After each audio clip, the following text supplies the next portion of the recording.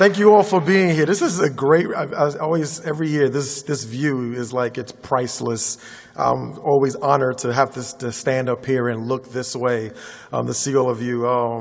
I know Chris already thanked some people in the room, but I want to thank Chief Renee Hall for being here. Pleasure having you here and to work with your officers around the city. I want to thank my community partners. You know, I have a lot of community partners here. They embraced me. They embraced the All-Stars, after-school development, and together we work around this city tirelessly for our young people. So, you know, I know this is about, you know, the All-Stars today, but I definitely couldn't do it without our community partners and the work they do. Let's give them a round of applause. You know, thank you.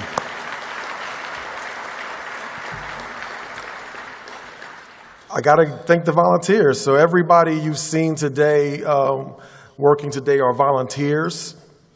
They give up their time. They take the day off from their jobs to work on behalf of this organization and the young people. So thank you. To my team, we had an interesting 2019. We were a staff of 6 and 7, and we've been working as a staff of 5 all year, and we haven't stopped any of our programs. We kept pushing even harder. So I want to thank Natalie, Sydney, Emily, and William for your support. Let's give them a round of applause, my team.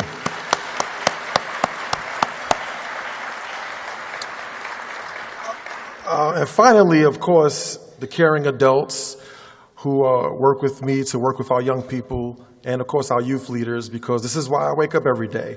This is why we do the work we do, the young people sitting at your tables, the young people that's in the communities that we haven't even met yet.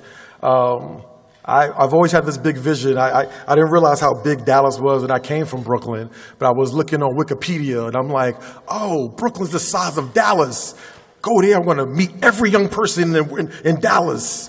And then I got here and realized I needed a car to do that. So I'm still working on meeting every young person, but that's my goal. I know it's a crazy goal, but I want every young person to be touched by somebody in this room before the next 5 years. So we got a goal together. So thinking about what I was going to say today, I'll be honest, I had a hard time doing that because there is so much going on in our city, so much going on in the world that my mind is just racing with so many thoughts, and I wanted to just say everything to you. And then it wasn't really till like yesterday, last night, that I realized there's only one thing to say. I'm in a Stagen program working on my core values, Integrity Leadership Program, and come to realize that I've been living my life building bridges through the core values that I've grown up learning through the All-Stars Project. And this is what changed how I lived my life since I was 12 years old. As you've seen in the video, I came through the talent show program of our organization. And what we started with and what I try to lead with every single day is integrity and trust. That's our first core value. When we go into the communities and we're talking to young people and their families, we're going to tell them that we're going to bring them into the mainstream, and we do it. Many of the young people look at us and go, you don't know nobody in that building. And I go, okay. Get on the bus and meet some of my friends. I say, we're going to have a paid internship. They say, no one's ever invested in me like that. That's not going to happen. I say, okay. Get on the bus, meet my friends, step out your comfort zone, and then we're going to have you in a paid internship over the summer. So integrity and trust. When we go into the communities and knock on doors, inviting young people and their families to be part of the talent show, it's because we partner with the poor. That's number 2. I grew up poor in Bed-Stuy, Brooklyn, and when you're poor, sometimes you don't even know you're poor because everyone around you is poor. You just think that's the way the world is. Or maybe I picked the wrong box. Somebody flipped the wrong coin for me, so I'm good with my life.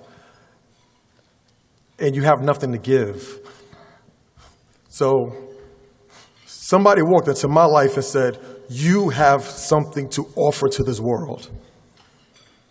So we partner with the poor because we want every one young person to know they have something to offer to every one of you in this room, to this city, and to this country.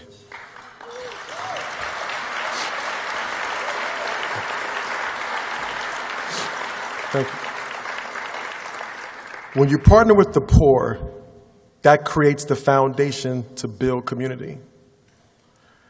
Now, a lot of people like to build community. We sometimes talk about community in silos. There's this community, there's that community. Well, I'm talking about the whole entire community of Dallas. We got to build community with the poor. And you got to be radically inclusive. That's our fourth value. You see, when you're radically inclusive and you're partnering with the poor, you're including everything that comes with it. The lack of education opportunities, the lack of wealth and finances in the communities, the lack of mental health stability, the lack of dreams and hopes. You got to work with all of that. We can't go into the communities and say, I want this young person, but not that one. We got to have them all at the table. But the community, again, is not just poor communities. It's every community here. It's the affluent community. It is the business community. It's the police community. They all have to be at the table if we're going to do our fifth core value. Imagine possibilities. I have a friend who's working with people on racial justice and racial healing, and he said he was in a cohort of nonprofit leaders, and he said, can you imagine Dallas without race? And nobody in the room could. And my first thought was because every one of you is not at the table. We can't imagine a possibility of a better world if we're not all creating it together. So we create new possibilities, and lastly, we improve the world. So that's what building bridges means to me. That's how I live my life every single day.